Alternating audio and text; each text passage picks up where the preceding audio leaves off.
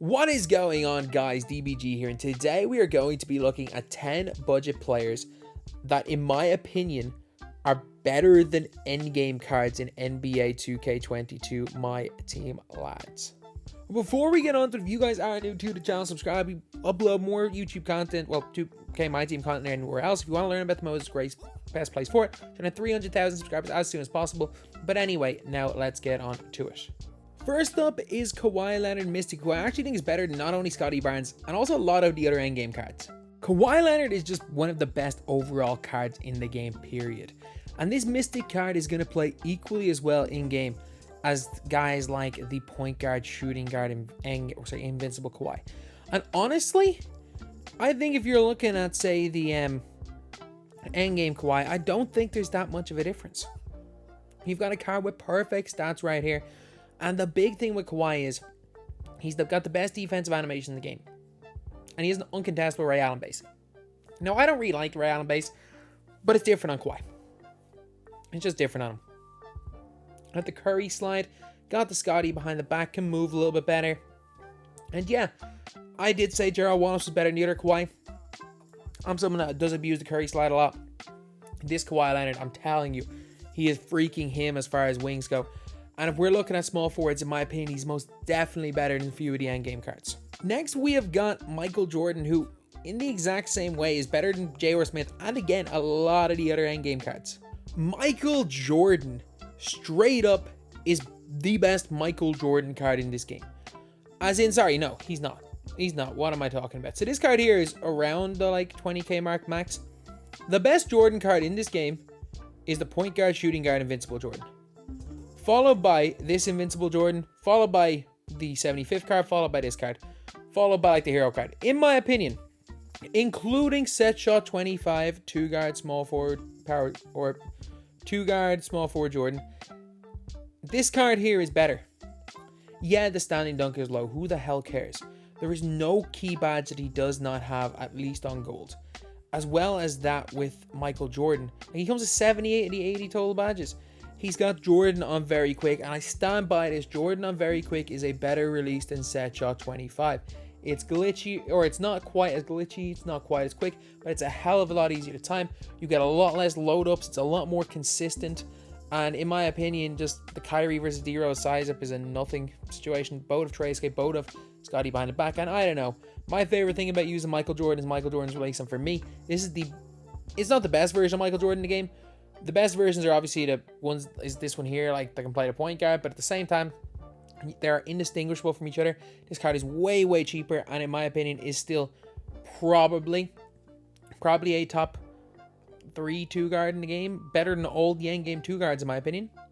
Next, we got Signature Luka from March, which, honestly, I think is better than Harden. And you could also, honestly, put out a position Jordan in this spot as well, who I also think is better than Harden. Then, obviously, we got Luka Doncic right here. Who cares about the stats? Who cares about the stats, lads?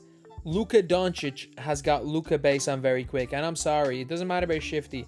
Luka, you press square and the ball goes in. Simply put, press square and the ball goes in with Luka Doncic. Yeah, obviously the Invincible's better. Obviously, when we eventually go and get an endgame Luka with base 3 and set shot 25, this guy's telling me better than both of them. It is the Luka base combined with Luka upper. It's uncontestable. Yeah, people are kind of people know more about Luka now. So I don't think Luka's as effective as a point guard.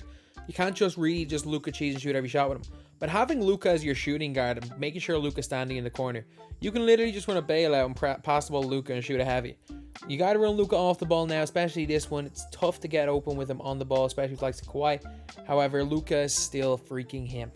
Next, you've got TRACY Supernova, who's basically just as invincible. He plays at 2. But with the length that he brings, I think he's actually better than J.R. Smith and maybe even Kobe. Then we got HOLMGREN.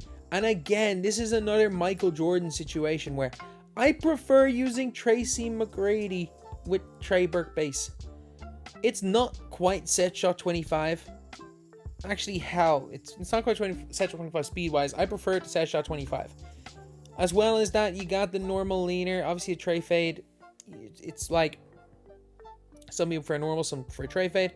Trey escape versus Kobe escape, I'm indifferent. And again, this is a 20,000 MT Tracy McGrady that, in my opinion, you can make the argument is better than the endgame Tracy McGrady if you prefer Trey Burke base. And yeah, I'm not going to put this Tracy McGrady in the list of cards he's better than, because I think most people would say the Session 25 is better. But for me, this card is better, especially at the 2 than a lot of those 2 guard, or even some small forward endgames. Then there's Taco Fall, who's honestly just a giant, and for me, just more effective than using someone like Wilt at center. Now this one right here is a controversial one. It's Taco Fall at the center position. It is Taco at the center. I just think that his height makes him so damn effective. Like, yeah, we've got some really nice centers, like, again, the likes of Wilt, you've got the likes of Shaq. I just think that Taco is more effective. I think that this Taco is still one of the most effective centers in all of my team, lads. Whether it be this Taco, whether you're talking about the this Taco right here, Galactic. But in my opinion, there's no question about it that this Glitch Taco right here is better than the vast majority of endgame cards. Like, he's one of the best cards in the game, period. But this Taco is just so big. He's so large. The way the center position plays, he shoots the ball really well. He's got that good release in base 47. Just a brilliant, brilliant card. Even though his stats aren't great, Ralph is without question a top 3 power forward in the game and absolutely wipes the floor with Shaq in game anyway. Then we got Ralph Sampson, who is a joke how good he is. Like, he is the second best power forward in the game. Straight up, he is the second best player to run a power forward in the game. Sorry, the third best. One of Yao or Taco are the best. Then it goes to Ralph Sampson. Genuinely after that goes to Ralph Sampson. Is he better than Dirk? Yes. No question about it. Is he better than Shaq? Yes. Is he better than Wilt? Yes. Is he better than Anthony Davis? Yes. Even though I think they did lower 80s weight, it doesn't matter. Ralph Sampson's got a glitchy base 4 release. He's got quick dribble style, solid dribble moves, the Scotty behind the back. His one flaw is that he doesn't come with hyperdrive. You can go and give him that badge. Him a few of these dribbling badges. He's huge, 7'4", shoots the lights out because of his hot zones. He knows 3-point rating isn't high. Defensively, he's god tier. And even if you're like, oh, he's not that unbelievable, just use him in game. He's that good. He is that good, lads. Next up, Yao, a slightly worse Taco, but he can play power forward, so definitely more effective than Wilt.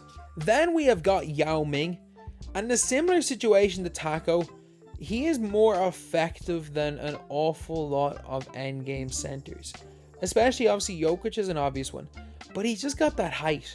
He's got that height, and something a little bit different to Taco is, even though he does have shifty, his release, it's not quite as good. But I just feel Yao is so effective at that power forward position.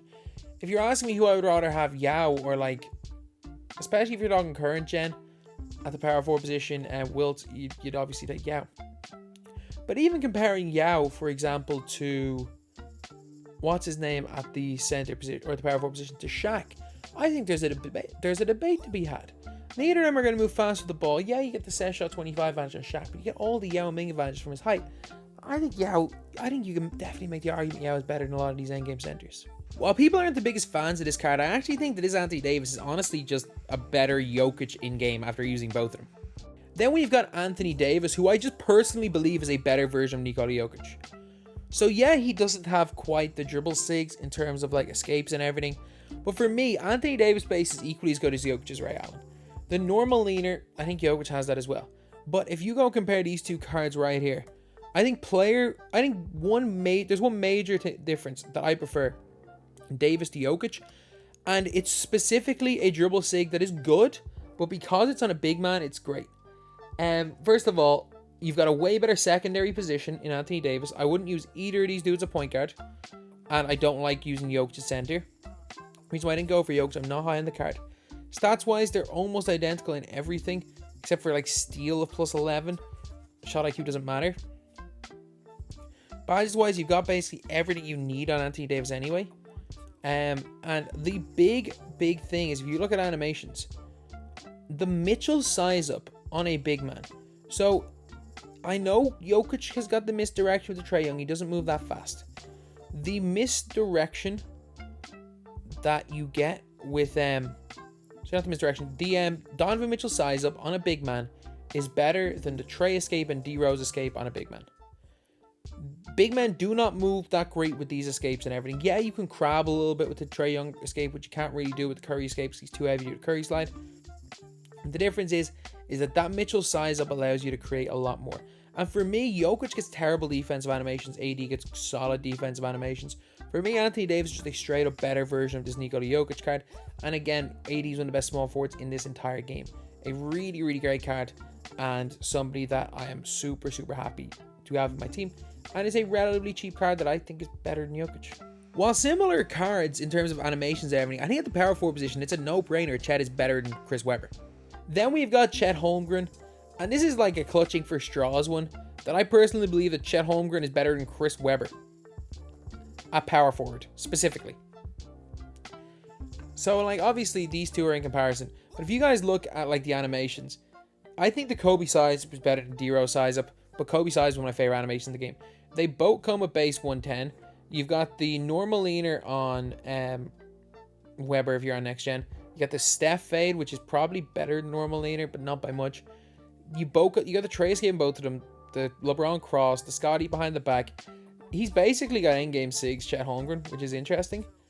But like the thing with Chet Holmgren is that he's just so slept on. He's 7 foot tall. He plays that lane so aggressively. 7'8" wingspan, literally endgame level stats. And is he cheap? Not really. Like he's in the 60-75k range, but he will drop probably to under 50k soon enough. I think Chet is absolutely elite, and I genuinely think Chet is better than. I mean, if you're talking about centers, he's better than endgame Nikola Jokic as well. He's definitely better than endgame Jokic, so he's better than two of these endgame cards that play the same position of him as him, and then I think it's a debatable one between him and Wilt. And last up, in a clutching at straws type scenario, I think I'm going to put Kevin Durant above Webber as well. Now, this is a real clutch at straws, because I just think KD, with his KD release, quick dribble style, his extra bit of height, just has a little bit over like a Webber or a Scotty Barnes. I would rather use KD and Scotty Barnes. I know Scotty's got Trey Fade and Set 25 and stuff. I would still rather use KD for his extra length, his ability to play at that 2-guard position. A really good card, again, like 20-ish KMT. But this was a clutching at straws one, and we needed 10 players on this list and 10 budget players, and KD was the last one. So anyway, that's the video. Let me know which one you guys agree, which ones you guys agree with, which ones you guys disagree with. Obviously, again, with these last two cards right here, I'm kind of clutching at straws, but I'm very confident with the rest of these guys that they are better than at least one endgame card in my team. So anyway, that's the video. Thank you guys for watching. Please like, comment, and subscribe.